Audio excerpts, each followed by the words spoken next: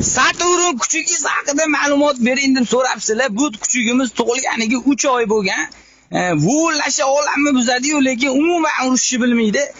Bitta yaxshi tarafi buni yomon odamni aniqlashda yordam beradi. Ketdi. Hus. Bu yoq tarafda o'tiribdi-yu, do'g'dir. Hus, eshikni ochaman, sirasi bosamiz. Hus.